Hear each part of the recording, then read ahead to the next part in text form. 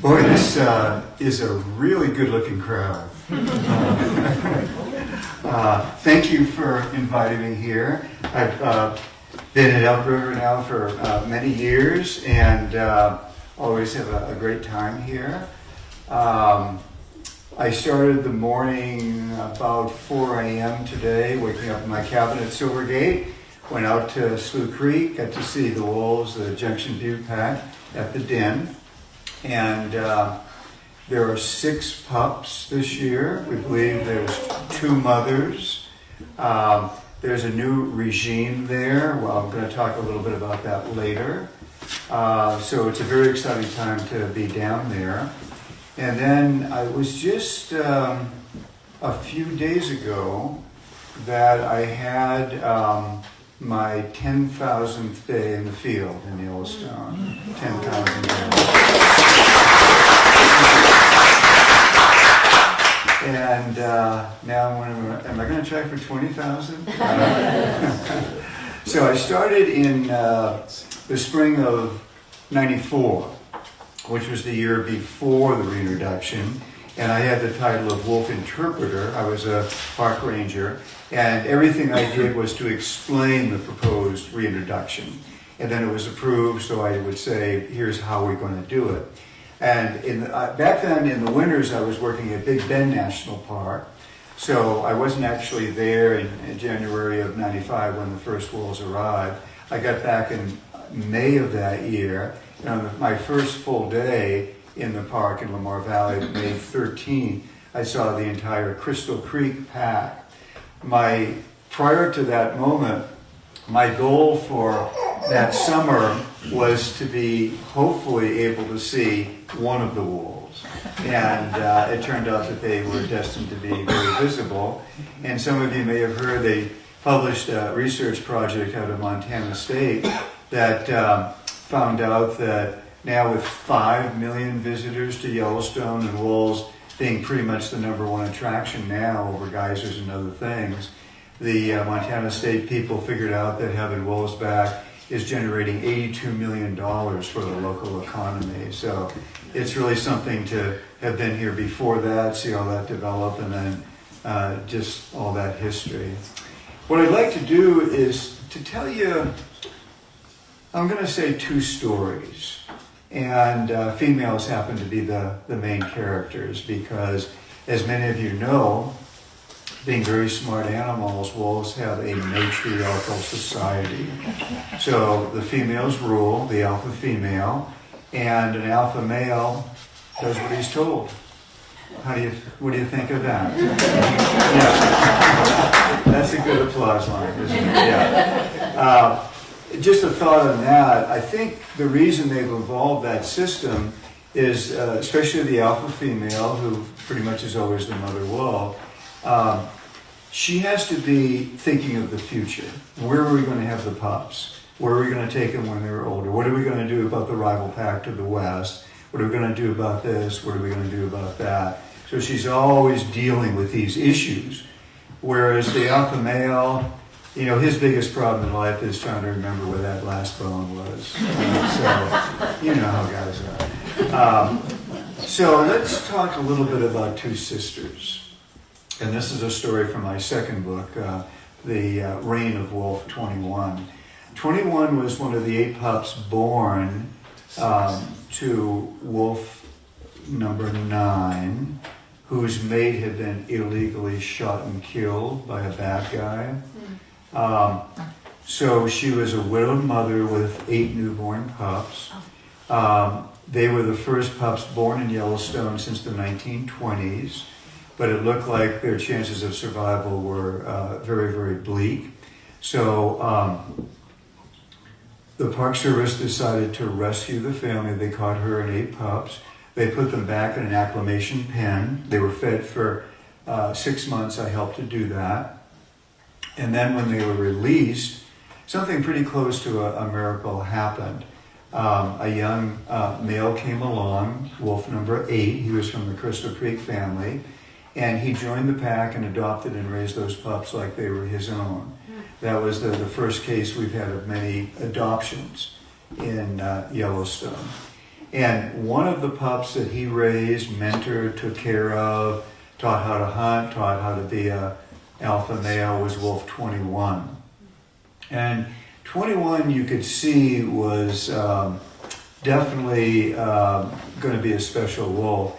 At his peak, he was probably 120 pounds, one of the biggest wolves we've ever had. And I think it's very, very fair to say that throughout his life, he was the undefeated heavyweight champion of Yellowstone, never known to lose a fight.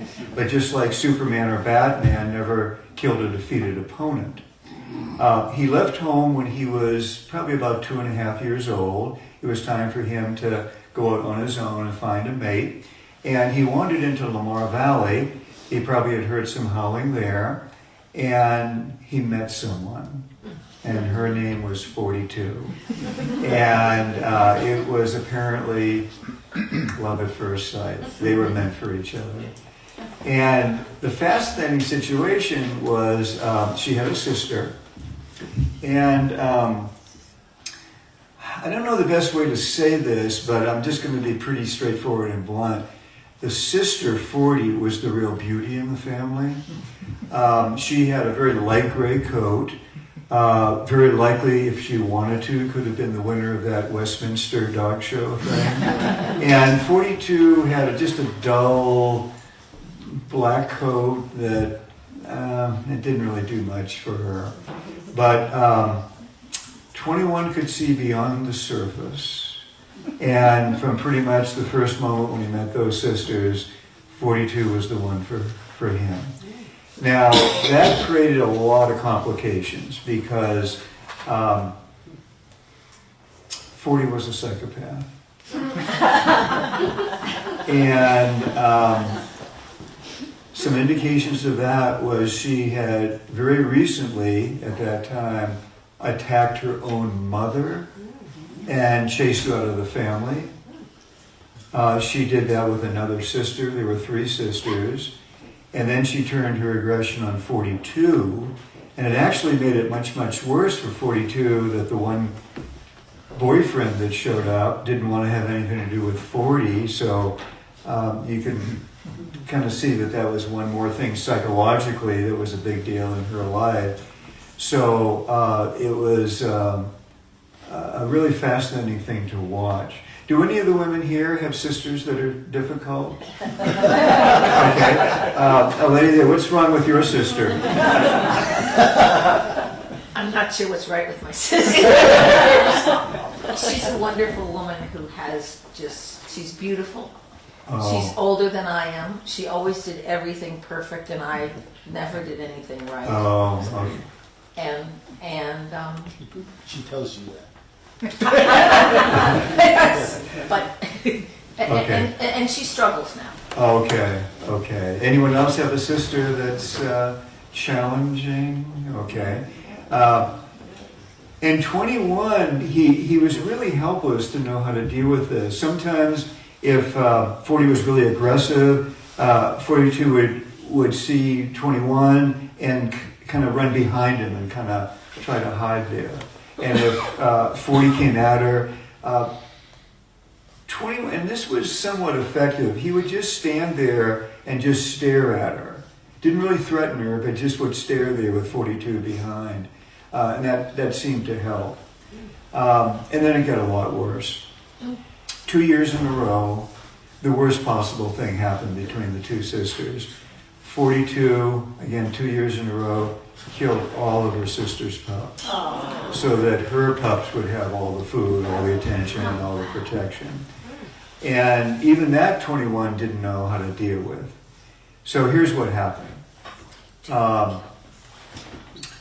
I gradually saw that 42 was going out of her way to do favors and help the younger adult females in the family.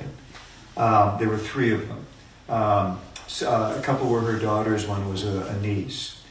And so the 3rd year of this story, which was the year 2000, after forming what I'm going to call an alliance with the younger females, here's what happened. Let's say if 40's den was here.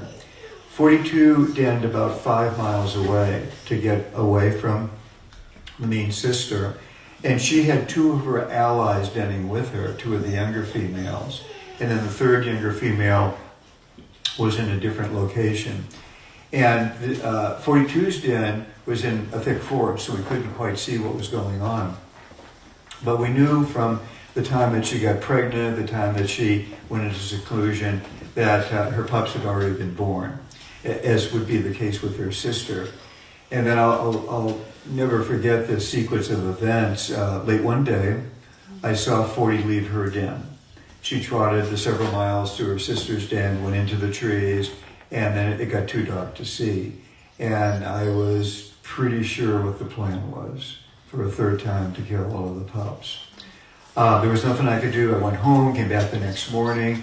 Since I was working for the Wolf Project, the research project in Yellowstone at the time, I had the telemetry equipment. Both sisters had radio collars. I got both signals, but nothing was happening. The den was, as I said, in thick trees, so I had to wait until animals came out to figure out what was going on.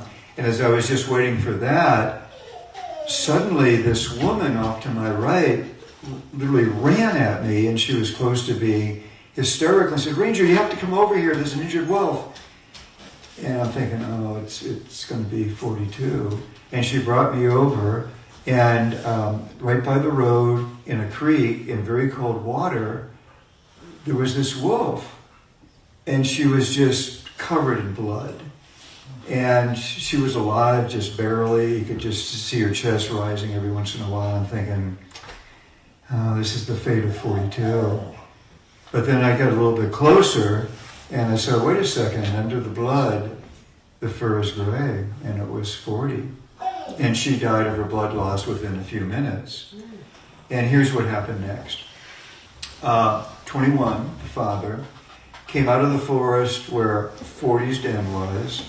He went over to 42's den, came out of the trees with her, brought her over to the sister's den, I think in desperation, in hopes that she would do something to save the lives of the pups. They needed to be nursed, and their mother was dead. But if you were 42, what would you do? Would you take a chance that some of those pups would grow up to be like their mother, to be psychopaths? And especially after what 40 had done to 42's pups, wouldn't revenge be a sweet victory for her? But we just didn't know. She was in there maybe for an hour. She came out of the trees, went back to her den. A few minutes later, she came out of the forest with one of her pups in her mouth. And she carried it all the way to her sister's den. She got all of her pups there. She got all of the other mothers to bring their pups there. She totally reorganized the whole family. That made it so much easier for the adult males in 21. So rather than going to a total of 3 different den sites, if they made a kill, they only needed to bring back food to the one central location. So every day I went back out, trying to find out what was going on. Because of the trees, I just couldn't see. And then eventually, after several weeks, I saw 42 pass into a small opening in the forest, single file right behind her with the other mothers. And then, in very proper single file, a whole line of little pups, little guys, about the size of a cat. And by the time they all went out of sight, there were 21 pups. And that was pretty good indication that she was raising her sister's pups despite everything that had happened. Now, often in Yellowstone, the survival rate of pups might be 50%. There's a lot of variation. Sometimes distemper can get in there. So we're always prepared that it may not be a good year. That was a good year due to 42. So on the last day of the year, we got a good count of the pups. There had been 21, and 20 survived. Wow. And I think you'll find this next thing interesting. Some of you may remember in high school biology that the teacher would say something like, is it nature or nurture? Do you remember that question, that phrase? It's a fascinating issue because It's on, do your genetics make you what you're going to be as an adult, your personality, even your character? Or is it how you were nurtured, how you were brought up by your parents, your relatives, maybe even the neighbors, the influences on you? So we had a test case. One of the pups that was born that year was a little female.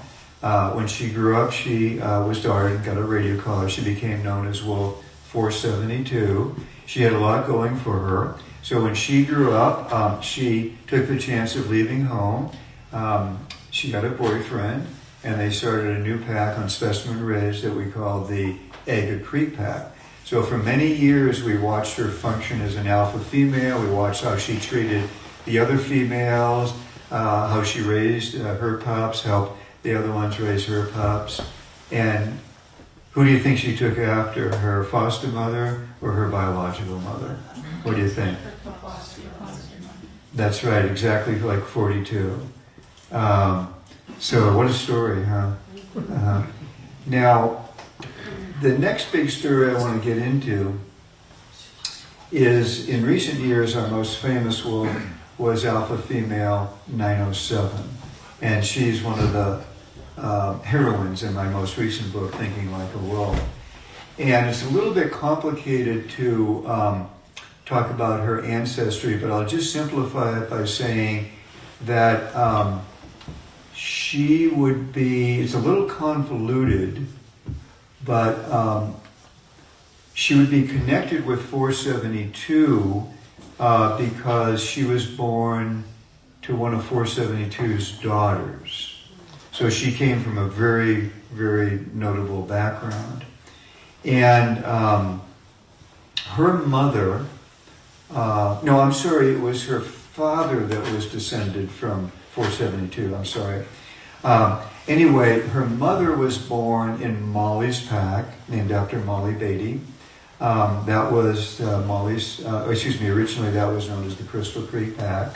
And her father came from the Blacktail pack, the pack that was founded by Wolf 302, who I write about in my third book. If you don't know about 302, his problem was he was just too good looking. And I see many of the men have that same problem. And he knew he was good looking.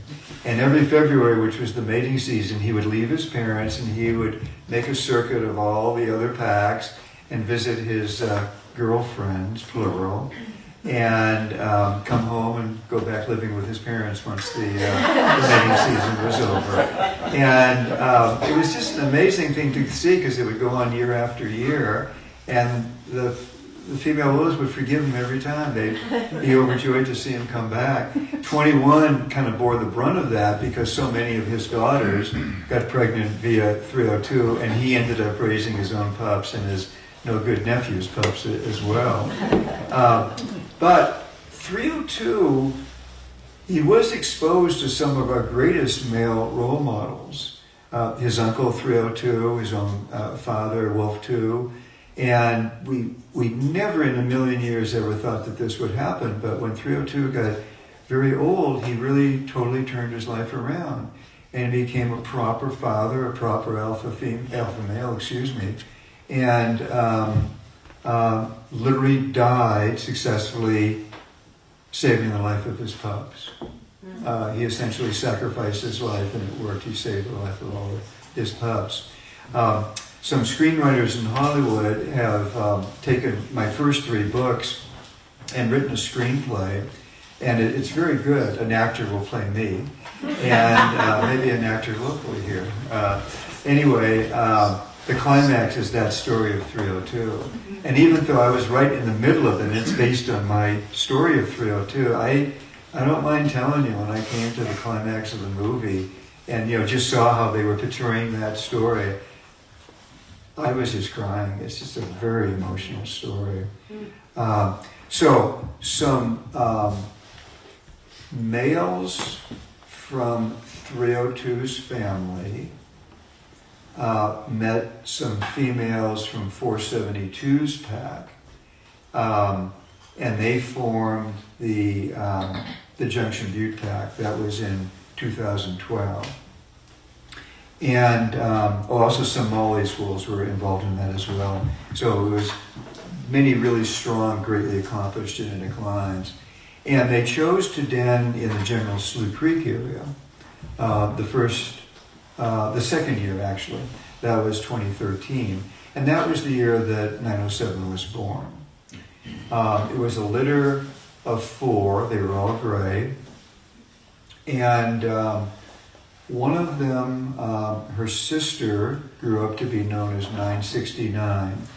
And unfortunately, they had a story, a long running story that was kind of similar to 40 and 42, another story of sisters that didn't get along. And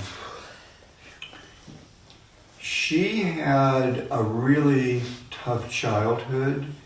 Her mother disappeared during the wolf hunting season, and we think that she was shot and killed. Her father disappeared as well, but it turned out he later came back. But when she was young, she was raised by the pack. When her mother died, as a very young female, she took over the alpha position. I think she was the youngest alpha that we really ever had. So she was inexperienced, it put her at a disadvantage. And that's when we began to see the rivalry between her and her sister, 969. So that particular spring, 907 had her first litter of pups, but 969 did not get pregnant. And I can't say this for sure, but because 969 was not tied down by raising her pups, she was able to go out every day in the hunting party with the adult males and the younger wolves. And she kind of took over leadership of the hunting party. They got used to her making all the decisions. And whether this was due to her influence or not was hard to say. I think it was due to her planning. Virtually no one brought food to 907 and her pups. So that was the reason that none of her pups survived. She did. So it was a very traumatic year for her. When she joined the pack, she was demoted to a very lowly position due to her sister. And on a very frequent basis, she was beaten up by her sister. So tough times for 907. I'm going to jump ahead because there's a lot of details here in the next couple of years that we don't really have to devote a lot of time on. We'll kind of cut ahead to the main story. So several years ahead of that. By that time, her sister had a daughter that had become her main rival. 969 herself had died, but her daughter, who became known as 1382, had a very strong personality, and she desperately wanted to be the leader of the pack. And she had a fight with 907 and defeated her and took over the position. So 907 once again was relegated to a lowly spot in the pack, and she just had to accept the fact that there was a stronger, younger female that had defeated her. That year, which was the year of the flood, 2022, was an unusual year because there were a total of 5 females that got pregnant. And there were a lot of pups. They were all denning at Slough Creek. It was a very chaotic situation. So if a wolf came in with meat from a kill, we would see just this mob of pups run out, all demanding to be fed. And we were worried that not all of them would get enough food to survive. And we were worried that the alpha female, 1382, she would figure out a way to commandeer the food where her pups would get the lion's share of it. So we were very concerned about how this was going to play out. And then something happened that we've never seen before or since. 907 apparently came up with a plan. So we saw her go to where her pups were in the main den, and she picked one up in her mouth, and she walked away. She swam Slough Creek with the pup in her mouth. She swam the Lamar River in flood with her pup holding it out of the water. She crossed the park road to the south, and she put the pup in an old den south of the road near Crystal Creek, if you're familiar with that location. She went back and forth, carried all of her pups down there. And then all of the younger females, meaning everyone but her rival, 1382, followed her example. So all of those mothers, one by one, carried their pups. Someone took a picture, it's in the book, you're welcome to take a look at it, where one of the younger mothers is crossing the Lamar River Bridge. So you're kind of seeing her going away from you, and you can see the little guy in her mouth who's looking backwards at where he'd just been. And so 15 pups ended up south of the road. And it was only the alpha female with a few pups and the alpha male to the north. And I remember telling people at the time that I was very worried about this because the adult wolves, I think I mentioned this, were so used to bringing the food to the northern den. To bring food to the southern den, they'd have to swim the river, deal with all the tourists and the cars and everything. So it looked very bleak that 907's contingent, including all those 15 pups, were going to make it. But that year, most of their kills were south of the road. And it worked like a charm. So let's just say, here's the park road, the northern den was here, the southern den. I said most of the kills were made south of the road. So it was the easiest thing in the world for those adult wolves to trot with the food a few miles to 907's den with her allies, feed the mother wolves, feed the pups, play with the pups. They were going fast and strong. They had plenty of food. And meanwhile, the pups to the north were dying off. And eventually there was only one left. And we don't think that guy survived. 907 then commissioned another move. One by one, the mothers picked up all the pups and carried them into Lamar Valley. We had to go up on a high ridge to monitor them. And they were surviving great. It was a hugely successful operation. And because of the flood, I live in Silvergate. I have a cabin there. I had to move to Gardner, to the big city. They have lights there, electricity. Sometimes women wear those things called dresses. And so the Park Service was able to do aerial flights, and we were getting word that 907's group was really doing well. And then when I was finally able to get out in October, I took the road up to just south of to the Tower Falls area, and we got word that her pack was on a hunt. And I got there just in time to see her, despite her old age, leading the hunt. She was the fastest wolf in the pack. She was chasing this huge bull elk, like 7 times her size. To get away from her, he jumped in the Yellowstone River. She jumped in the river. She didn't succeed in getting him, but it was a very impressive display of strength for an old girl. And as I continued watching her day after day, no question who was the boss of the operation. It was her. And her one-time rival, 1382, was pretty much the lowliest female in the pack. And so it was just such an amazing victory. And I would say it was all due to her intelligent plan. It was a risky plan, but it worked. And as I was writing that up for the Thinking Like a Wolf book, I kept on remembering a phrase.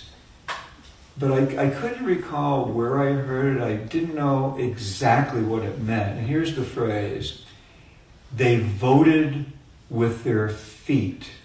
Have some of you heard that phrase? Yeah. So I went to my computer, turned on Google, and right away it showed up on Wikipedia. And of all people, that was a phrase that was coined by Lenin, not John Lennon, the other Lenin, the communist. So here's the story. When he wrote his history of the Bolshevik Revolution, 1917, you may remember from your history class that the communists surrounded the Tsar's Winter Palace, and there was a stalemate. He had palace guards, kind of like the Secret Service for the president. That was kind of his last line of defense. And they were kind of wavering back and forth as to what they were going to do, because it didn't look good for their side. It looked like sooner or later they were going to lose and probably be killed by Lenin's army.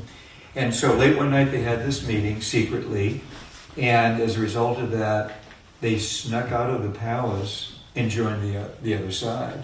And that enabled Lenin to break in and take over, and you know the rest of the story. So when Lenin wrote that book, that was his phrase, they voted with their feet. And that's exactly what those younger females did in the pack. They decided to side with 907. They wanted to follow her. They wanted her to be the alpha female. So they voted with their paws. And yeah, boy, 1382 fell under hard times. In fact, she had fallen so deeply that 907 didn't even pay any attention to her. So she had a second in command, a female known as 1276, and she just let her handle the former alpha female. And so just an amazing story of a comeback and intelligence of a female 907. So as I say, that's one of the many stories in Thinking Like a Wolf. And I think it's the best one because it really does show how a wolf can have rational thoughts, can think things through, can come up with a plan. And it was a risky plan, but she carried it out perfectly. Well, why don't I pause here and see if anyone might like to ask any questions or talk about anything. Yeah, lady over here. How do they come up with the numbers for the wolves? Sure. How do they come up with the number of the wolves? It's really simple. First of all, the Park Service only captures and collars maybe about a third of all of our wolves. As you know, we're in our 30th year now. And I don't know the number of the most recent wolf that was collared. It would be in the 1500s, but let's say 1550. I'll make that up. Then the next one obviously is going to be 1551. By the way, if any of you come back as a wolf and you don't want to get a dart in your rear end and a government collar, do you want to know the secret way you can avoid being darted in the rear end? Okay. So if you hear the helicopter coming towards you, Don't run. and this was invented by an alpha male 755 who was a smart guy. Most wolves make the mistake of running away from the helicopter, and all the pilot that has to do is just fly right beside him, and the ranger with the dart gun has a real easy shot.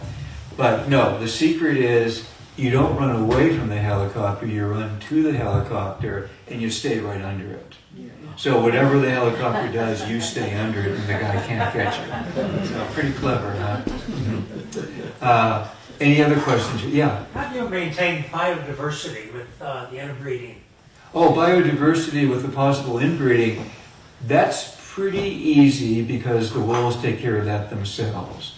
So when, let's say within a pack, if you have a number of 2-year-old females and males, brothers and sisters, and the females are coming into estrus and they're giving off that romantic scent, the brothers are impervious to it. But if an outsider, a strange male comes in, boy, he's going to follow that scent trail. Or the girls might leave the family. So, for example, one especially amorous young female, she was the alpha now that I think of it, she bred with the number 2 male, she really liked him, and then she saw a stranger, she especially liked him, and she was just about ready to do it with him, where her previous boyfriend chased him off. And then a couple of days later, she heard a new guy howling, and she liked the sound of that, and she bred with him. And then last but not least, bred with the alpha male. So they can do whatever they want.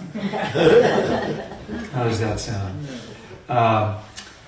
Let's see, does that answer your question? Oh yeah, so yeah, they take care of that. And as far as I know, we've never really had a problem with that. By the way, there's a real interesting research project I heard that is pheromones. If you're a boy growing up in a family with sisters, you get so used subconsciously to analyzing your sister's pheromones that you just absolutely aren't going to have any interest. But if a new girl moves in down the street, boy, that's a different thing. You're going to maybe be very interested in that.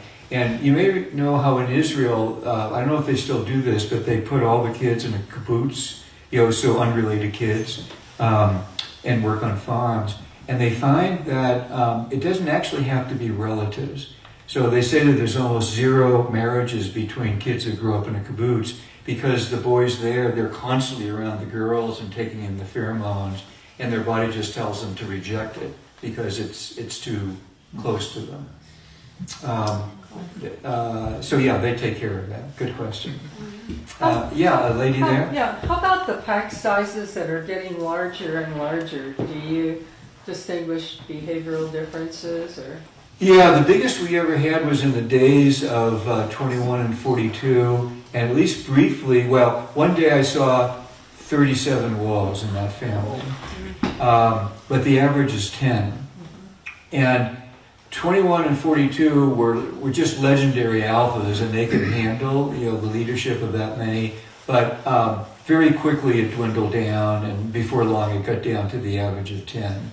So just like in human families, young males and young females, they have ambition, they want to start their own family, do their own thing. It's a big challenge. I think I mentioned there's only 10 packs, only about 100 wolves on the average, so there's a high failure rate. Generally speaking, it's way more the males that disperse, and the females wait for the males to come in. So yeah, they know how to deal with all of that stuff. You just leave them alone. In theory, with wolves now in Colorado, of course they're in Wyoming and Idaho as well. So at times one of those wolves could come into our population and vice versa. Some of our wolves have started to recolonize northern Colorado. Anybody else? Yeah, someone back there?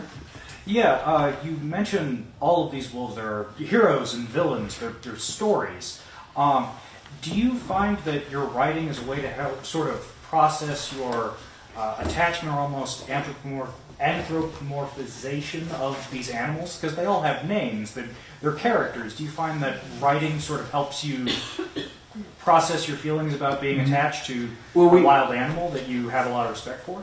Yeah, we don't use names like Billy and Charlie and Susie and things like that, so we stick scientifically to it.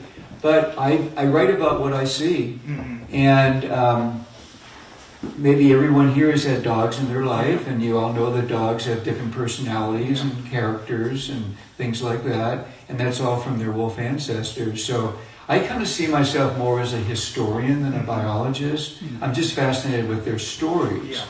And I'm writing, they want me to call it a memoir right now. And I think the subtitle is How I Became the Storyteller of the Yellowstone Pack, something like that, which I guess is a fair thing.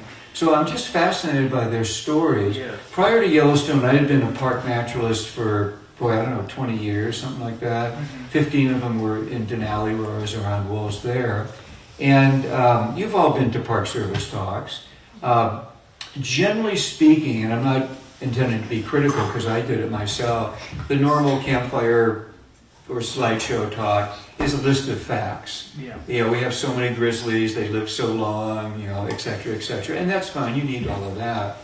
But what I found when I would be in the audience, those talks, they were perfectly acceptable, but boy, I would really listen if the ranger was telling a story. especially a true story about an animal. Yeah. So wolves need all the friends they can get in this modern world. I don't have to tell you folks that. And by the way, a large number of wolves in 907's family were killed in the hunt last year, a large number, including her mate. So it's a very front and center issue for us. But actually, let me kind of get off on a slight tangent here. I think I mentioned, didn't I, that economic study? Yeah. $82 million. So I told you that we have an average of 100 wolves. So you do a little bit of math, and you can make a strong case that for tourism revenue, for business people in Yellowstone area, including you guys here, $82 million every year, that's a lot of money.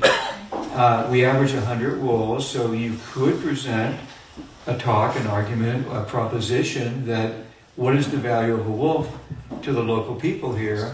You do the math, and that would be, let's see, what's 100 into... $822,000, thank you.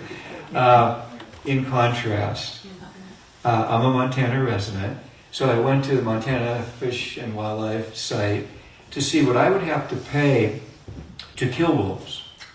And this is no offense to hunters or trappers, but I could legally trap 10 wolves and shoot 10 wolves, so that's 20, and the total cost would average out at $14 each. So in other words, State Fish and Game says that by their measurement, the value of a wolf is $14. That's what we charge you to kill one. The economy says it's different. It's $820,000. And you've probably already had this thought. The hundreds of people that saw the wolves this morning, and I was one of them, they're going to be there. The wolves are going to be there tomorrow, the next day, and everything. So it's a renewable source. The average life is 3 years, and every day we have thousands and thousands of people that see the wolves. So many of my friends down in the Gardner area or Silvergate make a very good living by being a professional wildlife guide. And I did that myself a little bit. And that's a pretty good job to take nice people out. You show them the bears and the wolves, and I'll leave it at that. Okay, way in the back there. So you've been telling a lot of stories about the Alpha Wolves and the deadly competition. Can you tell a little bit about cooperation and maybe the empathy in the wolves? Did you ever say that they... I couldn't hear all of that. You said I talked a lot about the alphas, but could I talk about cooperation, and what was the rest? Empathy? Do they... Empathy. Oh, empathy, yes. Yes, very much. Thank you for asking that. I think what I would say as I watch the wolves is that you can make a good argument that every wolf is important to the pack, and especially to the mother wolf. So with her being indisposed, recovering from giving birth, needing to nurse the pups, and the pups cannot regulate their own temperature when they're young. So if she's away from them for too long, they'll die of hypothermia. She has to keep them warm by cuddling with them. So she's totally dependent on her pack to feed her, which enables her to produce the milk to keep the pups alive. So they're serving her, like the way I talked about how the hunting party would come back and bring food to 907 and her allies. So it's definitely a group effort. And when I told about the alpha female during that period getting almost no help, you kind of have to be careful of how you say this, but I can't help but think that if she was mean and aggressive to the lower ranking pack members, that would be a reason maybe not to help her so much as the old female that maybe is your grandmother or your mother and maybe always treated you well. So, in a lot of ways I would say it's just like in a human family. If you treat others around you well, or your relatives, neighbors, that's going to come back and be beneficial. I'm not sure if I answered your question. Okay, someone else there, over there. So this last legislative session saw a host of borderline psychopathic wolf bills. Obviously, it would be great to repeal all of those, but I'm wondering if you have any suggestions, recommendations, or ideas about legislation you would like to see replace some of those bills to protect wolves better as they exit the park. Yes, thank you for asking that. I would continue with what I said about that economic value, because I think any politician of any party, any background, whatever, that speaks to them. That's pretty important stuff. So I told you I have tons of friends that their livelihood is based on having wolves in Yellowstone. I didn't really get into it in detail, but a lot of 907's family was killed this past year. What happened, some of you may know that years ago, they created 2 wolf hunting units immediately north of the park. One is in the Gardner area, that's 313, and then one is kind of in the headwaters of Slough Creek, that's 316. And we felt pretty good that they went from at one point to unlimited killing to a limit of 3 in each area. We thought that probably was about as low as we could get it. We prefer 0, but 3 is doing pretty good. And we just have to accept the fact that some of the wolves that we study are going to be lost. What even I wasn't aware of, and I thought I knew the regulations pretty well, is if you think of driving north from Gardner, you go through Yankee Jim Canyon, and then on the north side as you're continuing toward Livingston, there's what the state calls Region 3. And again, I didn't know this, that although the limit closer to the park border is 3, in Region 3, the limit is 52. And Are you saying 52 per permit? 52 total wolves can be killed. Oh. 52. That's a lot. In all of Yellowstone, we only have about 100 wolves. So we didn't quite know it at the time, and the information even now is hard for us to get. But what I'll say is a lot of 907's family was killed there, including her mate, and including a lot of her pups, and young adults. And there's nothing we can do about that other than, as I think maybe your question implies, campaign to change things with the state. So that's why I put such an emphasis on the economic angle here, that regardless of whatever political party you're in, that's a pretty important thing, that your constituents have these, I'll say, economic opportunities. The towns immediately surrounding Yellowstone have really changed in my 31 years, I guess it is. That wolves are big business now, and people want to see them. And I don't even know what the going rate is to pay, but it's a lot of money.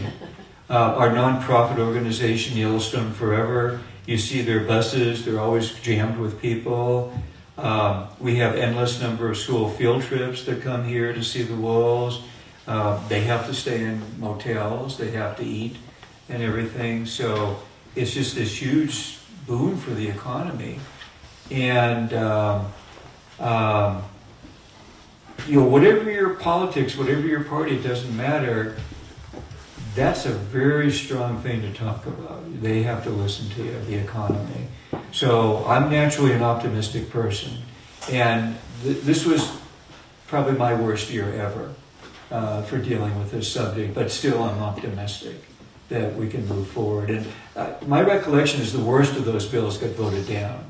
It was amended, and another one was voted down. Yeah, it could have been a lot worse. Right, yeah, so let's just say had a partial victory, would that be fair to say? Yeah. Yeah. And then I get a lot of feedback from my books. People say when they read them, it really changed their attitude toward wolves. I laugh when I say this. It's way more women that come up to me and says, "Well, I gave your wolf book to this neighbor of mine, and this guy, he doesn't like animals, and he wants to kill the wolves, and it changed his thinking and everything." So I try to do my part in that. Any, oh yeah, go ahead, yeah. How did you deal with the road closures in the flood year? Oh. Then, Yeah, et cetera? yeah. So, June 13th, was it? Yeah. I was minding my own business in my cabin in Silvergate. When I write on my computer my books, my back is to my picture window. And I was aware that it was raining a bit. We get rain a lot. And so just to stretch, I just walked over to casually look out the window, and 18 inches of water was flowing by the front of my cabin. But there's something about the terrain in Silvergate where it kept on flowing. It never really got much higher. And so it never got above my cinder block foundation. So I totally lucked out. I had no damage at all. But the road between Silvergate and then Lamar Valley, I think it was washed out in 4 places. And the local law enforcement ranger, a couple of days in, really did a nice favor for us. He took some of us out in ranger vehicles to show us the disaster. And yeah, once you saw, it was going to be a major job to repair it. The road was just literally gone, period. And a hole maybe 12 to 15 feet deep. So the superintendent actually flew out to Cook City and had a meeting with all of us and really did a great job of explaining what the plan was. We were so lucky because Yellowstone has such a high profile worldwide that the politicians rushed to us to give us all the money that we needed. And so the first thing they did was to redo the road from Gardner, the old dirt road from Gardner to Mammoth. And then a separate crew was based out of Cook, and they started to repair the 4 breaks. And by the end of, by October, I think it was, I could drive back and forth. So it was very impressive. And then what I did that summer, I worked for Nathan Lindavalli's tour company, Wolf Tracker. And a friend of mine allowed me to stay in their place in Gardner, so that gave me access to the park. So I was able to survive it. But it was very traumatic, and a lot of business people had a pretty rough year. So for, let's just say, businesses based in Gardner, they probably, well, they had it really bad. The only way you could get in was essentially hiring a guide. If you could go in on your own if you were at west or east or south, but not from northeast where I normally would be. Follow-up question. What do you think it was like for the wolves without all those people getting out to the sea? They probably had a great summer.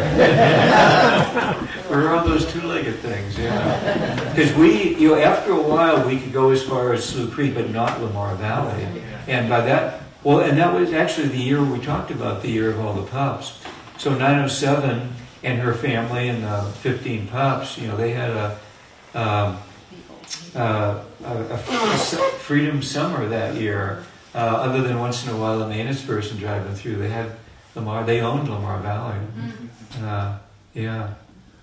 Oh yeah, I see a lady there, I think. Yeah. Just a quick question. What year is this 82 million study? Is it, a recent study? Or Yeah, it was published about a year ago. Now, of course, it takes them a couple of years to write it up and everything. So it was all within a few years. Okay. And they did one around 2000, and it was, I think, 23 million then. But back then, I think it was only 2 million people a year. Now it's 5 million. And, of course, the prices have gone up and everything. And the story of the Yellowstone wolves is just... It's a worldwide story. We have people from everywhere coming, and this is always an emotional thing for us. We, on a pretty regular basis, we're contacted by Make-A-Wish, and it's whether a child or an older person, their wishes to, before they die, come to Yellowstone and see a wolf. So it's very emotional for us. A gentleman there. Back to human infrastructure. The new bridge, that incredibly long bridge that's coming over toward the Lamar. I've heard stories that it'll wreck. If they take out the old bridge, bears won't go that far over the bridge. Do you agree with that problem? And is there a wolf component to that at all? Yeah, I think you're actually talking about the bridge over the Yellowstone. Yeah, by exactly. Tower, yeah. These Yeah, incredible if you haven't long- been out there, the original bridge, well, it used to seem high a little longer. But this is, like, if that bridge is this, that bridge is that. It's just like something out of a Mission Impossible movie or something. Yeah, I think Tom Cruise is going to show up and jump off it. Yeah, it's really something, isn't it? And yes, it's interesting you raised that question because there has been a lot of talk, rather than demolish the old bridge, to ban cars from it, like to have barriers, because the bison like to use it, wolves use it as well, and yeah, that would really be a cool thing. Yeah, so I'd be all for that. Yeah. Well, the boss here told me that we do have to finish up. I'll be around as long as you want, answering questions directly and signing any books you have. And normally I'm out every day. Right now, mostly at Sioux Creek. So for all you folks, you're welcome to come down and we can hang out together and we can tell more What time are you stories. out? Okay. Thanks a lot, everyone.